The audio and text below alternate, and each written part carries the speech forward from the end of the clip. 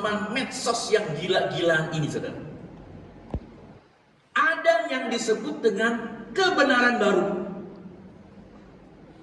Saudara-saudara, jadi dalam zaman medsos seperti ini, kebenaran saja itu nggak cukup ternyata, saudara. Harus ada yang disebut kebenaran baru. Kalau kebenaran saja itu udah kuno, saudara, rupanya. Jadi kalau saudara saat ini mengejar kebenaran, itu sudah ketinggalan. Kenapa, saudara? Karena sudah ada kebenaran baru. Coba lihat, saudara. Kebenaran baru itu ternyata dalam dunia medsos saat ini berbeda dengan kebenaran yang kita tahu saat ini. Kenapa, saudara? Dalam kebenaran, ya, dalam kebenaran dasarnya itu apa, saudara? Dalam kebenaran dasar itu adalah berdasarkan fakta, betul ya? Kita harus melihat fakta-faktanya. Kita harus jelas fakta yang ada. Itulah yang menandakan sebuah kebenaran. Tapi saudara-saudara, di dalam zaman ini kebenaran baru sudah ada dan tidak sama dengan kebenaran tadi. Artinya, saudara-saudara, kalau saudara saat ini berbantah di media sosial dengan menyajikan fakta-fakta yang saudara tahu dan saudara yakini untuk hal-hal apapun, ini faktanya tidak ada gunanya, saudara. Tidak ada gunanya. Karena apa, saudara? Karena rupanya ada perbedaan. Kebenaran itu berdasarkan fakta, tapi kebenaran baru tidak berdasarkan fakta. Apa, saudara? Kebenaran baru ternyata bertumpu kepada persepsi. Jadi, saudara, kalau kita hanya berdasarkan fakta-fakta, kuno itu nggak sesuai. Jadi, saudara, itulah yang dikatakan sekarang ini dalam dunia medsos sekarang kita. Apakah persepsi banyak orang? Dan persepsi itu dibentuk dari apa? Framing, ya kan? Jadi dengan framing, wah, ini kata orang ini kata orang ini, itu persepsi. Dan itu sekarang muncul dengan wajah baru dan akhirnya akan memunculkan sebuah dimensi baru dengan nama apa? Buzzer. Jadi saudara-saudara, hati-hati nih. STT atau bahkan mungkin sekolah perguruan tinggi ilmu sosial harus berpikir ulang, saudara. Karena tidak lagi bicara tentang itu, ya. Hati-hati, kadang-kadang kita para pendeta, para sarjana teologi bisa kalah dengan buzzer. Mungkin nanti tidak lagi ada apa? STH, sarjana teologi, ini sarjana buzzer, terus gitu. Karena memang semuanya bicara tentang buzzer, saudara. Persepsi ini, orang dibentuk, orang dilihat dan sebagainya. Nah, saudara-saudara, jadi saya mau katakan kepada kita, ini situasi kita, ini kondisi kita. Bagaimana di tengah situasi seperti ini gereja sebagai tubuh Kristus tetap hadir untuk secara hal menyatakan relevan itu. Saudara, gereja harus tangguh dan relevan di zaman transformasi seperti ini, di zaman era digital seperti ini. Di dalam disrupsi atau istilahnya disrupsi AI segala macam, apapun, saudara bisa lihat itu. Hati-hati ya, tiba-tiba muncul nanti ketua PGI kita menyajikan sesuatu, cek lagi itu, cek lagi, karena itu belum tentu dia sudah AI lagi. Takutnya saya begitu ya. Nah, jadi kita bisa belajar melihat sekarang dalam zaman seperti ini. Tapi apakah kita tidak bisa relevan? Tetap, saudara, kita bisa relevan. Gereja harus tampil cerdas, gereja harus kreatif dan tidak ketinggalan zaman, menjangkau dunia digital ini dengan kebenaran Injil.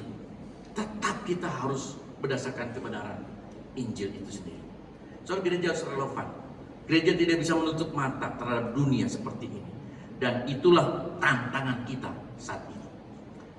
Nah, saudara, di tengah keadaan seperti ini bagaimana? Bukan relevan. Tadi panggilan kita apa? Harus tangguh, harus teguh dan kuat. Jadi kalau kita lihat di dalam ayat 14 sampai 16 tadi, tubuh Kristus itu harus tangguh. Artinya bekerja sama, bukan bersaing. Ya, semua kita gitu. Zaman sekarang tidak bisa lagi kita single fighter, tapi kita harus bentuk bagaimana connecting. Kita harus belajar saling bekerja sama dengan satu lainnya. Paulus menunjukkan bahwa setiap anggota tubuh memiliki fungsi yang berbeda, tetapi tetap saling terkait. Kekuatan gereja bukan pada satu bagian. Saya hebat, gereja sebagai mata. Saya hebat, gereja sebagai telinga. Saya hebat, gereja sebagai kaki. Enggak, saudara. Tapi kita harus disatukan di dalam tubuh Kristus ini. Kerjasama antar bagian. Bapak Ibu, mungkin ada sebagian kita berkata, berat ya, di tengah situasi yang tidak mudah. Kita sebagai hamba-hamba Tuhan, para pendeta, sebagai gereja Tuhan, mungkin kita merasakan sudah kelesuan. Kita sudah merasakan keletihan secara pribadi. Tapi hari ini kita dipanggil, tetaplah kita menjadi gereja yang tangguh, gereja yang kuat, tubuh Kristus yang tangguh. Saudara, saya punya ilustrasi sebagai penutup khotbah saya hari ini.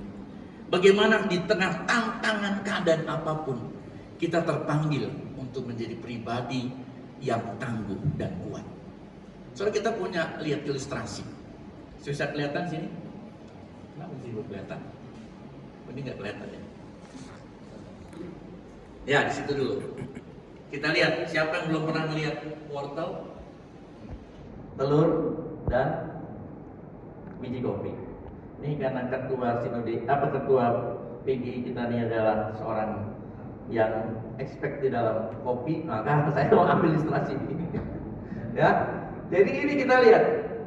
Saudara lihat ada ilustrasi wortel, telur, dan biji kopi.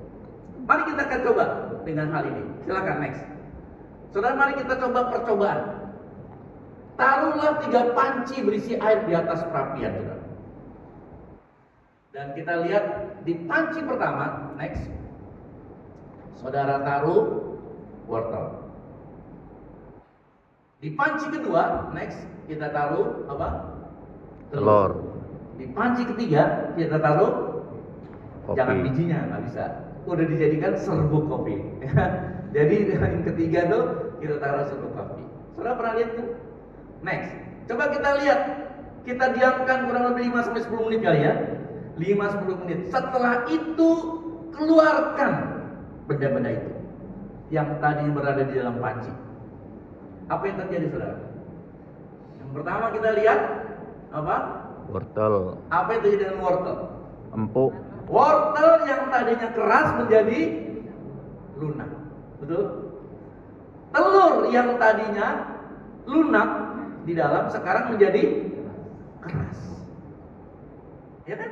Itu Ya. percobaan yang sudah kita tahu. Yang lanjut, apa yang terjadi, saudara? Serbuk kopi sekarang lenyap. Apa? Tetapi warna air telah berubah dan apa tuh? Terciumlah wangi kopi yang harum. Percaya nggak, saudara? Nanti dicoba. Ya, sudah. Ya, jadi di sini kita lihat perbedaannya kan dengan konsep seperti ini. Silakan, saudara. Next. Bapak Ibu, kita mungkin bisa seperti dalam situasi pelayanan kayak gitu. Hidup mungkin ya, hidup mengiring dan melayani Tuhan tidak mudah. Tidak selalu, saudara, kalau kita lihat bersama-sama ya tentang kondisi yang ada. Tidak selalu menyenangkan, terkadang sangat berat ya. Pernah terasa jenuh dan membosankan. Pernah, saudara, seperti itu? Next. Nah, Jadi ini yang terjadi dalam kehidupan kita. Saudara-saudara, di situ dikatakan segala sesuatu tidak berjalan seperti yang kita ingini. Orang-orang tidak memperlakukan kita seperti yang kita harapkan. Itu pelayanan, betul. Kita telah melayani dengan keras namun menghasilkan sedikit hasil dan sebagainya, ya. Itu yang terjadi. Oke, next. Bapak Ibu, kita lihat bersama-sama dalam konteks seperti ini, apa yang kita lihat?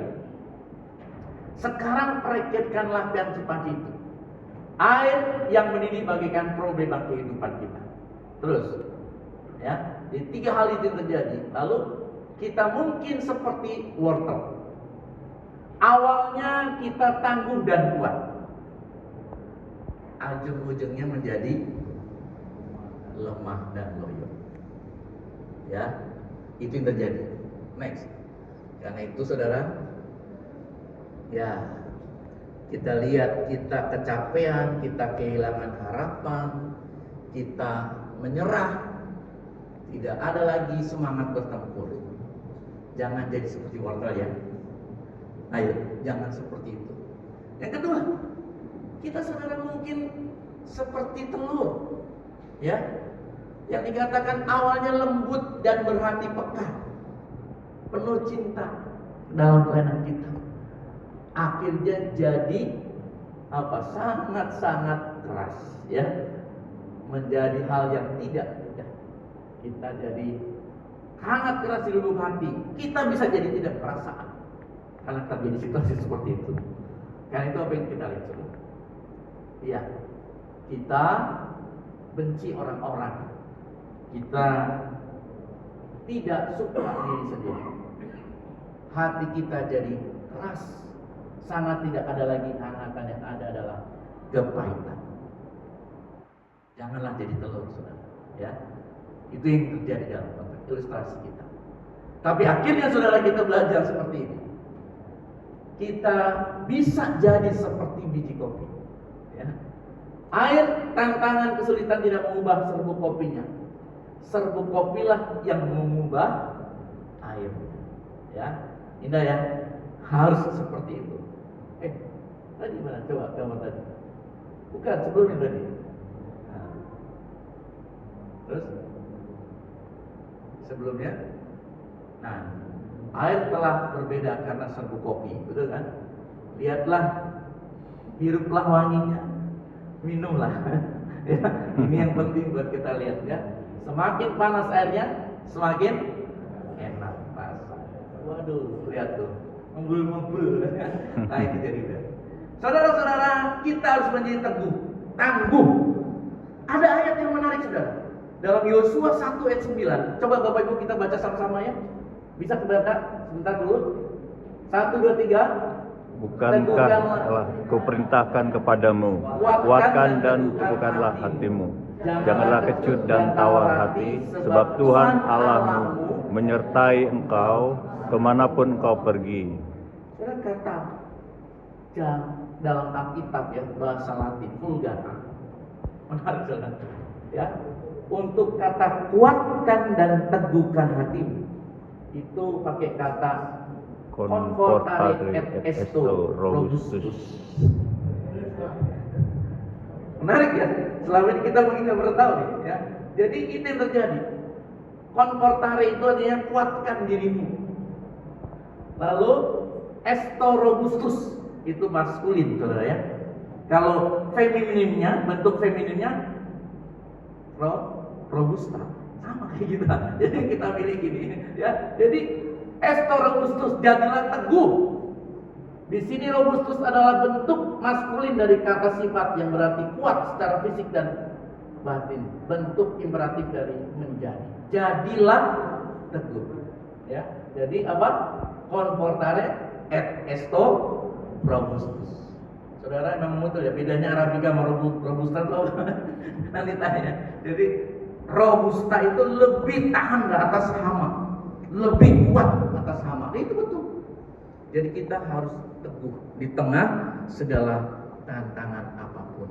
Saudara-saudara, akhirnya terakhir di situ, mari kita harus tetap teguh, jadilah seperti biji kopi, ya, tetap membawa keharuman dan antusiasme di dalam kehidupan. Kiranya Tuhan memberkati kita semuanya. Amin. Amin.